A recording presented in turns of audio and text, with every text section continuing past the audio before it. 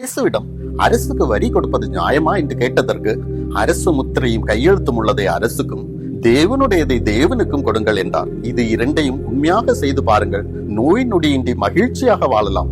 உலகத்தில் ஆட்சியாளர்கள் வரிகளை நிர்ணயம் செய்கிறார்கள். ஆனால் பல குடிமக்கள் வரி செலுத்தாமல் செல்வங்களையும் வருமானங்களையும் பதுக்கி வைத்து அரசை ஏமாற்றுகிறார்கள்.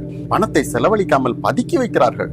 இது மிக பெரிய பாவம். ஒரு தேசத்தின் எக்கனாமி மற்றும் வளர்ச்சியையே பாதிக்கிற விஷயம். அரசை ஏமாற்றலாம், ஆனால் தேவனை ஏமாற்ற முடியாது. அப்படி பதுக்கப்படும் பணத்தை மகிழ்ச்சியாக அனுபவிக்க முடியாது என்பதை நினைவில் கொள்ளுங்கள். இரண்டாவது, தேவனுடையதை தேவனுக்கு கொடுங்கள்.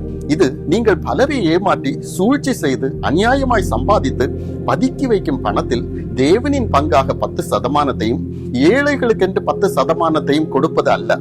இயேசு இங்கு குறிப்பிடுவது பரலோகத்தின் மேலெழுத்தும் முத்திரையும் தரிக்கப்பட்ட அவருடைய இரத்தத்தால் மீட்கப்பட்ட இருதயத்தையே குறிப்பிடுகிறார். பரலோக வரி 18% அல்ல, அது 100%. அவர் உங்கள் முழு இருதயத்தையும் அவருக்கு கொடுக்க கட்டளையிடுகிறார். இதில் பங்கு போட்டு சொந்த ஆசைக்கென்று ஒரு பகுதி, உலகத்தை திருப்திப்படுத்த ஒரு பகுதி, மீதியிடம் தேவனுக்கென்று பங்கு போடுவதை அவர் கட்டளையிடவில்லை. தேவனுக்கு சொந்தமான உங்கள் இருதயத்தை முழுமையாக அவருக்கு கொடுத்து பாருங்கள்.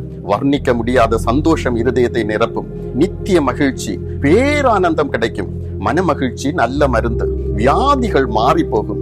தேவன் உங்களை சுகத்தோடு வாழ செய்வார். ஆமென்.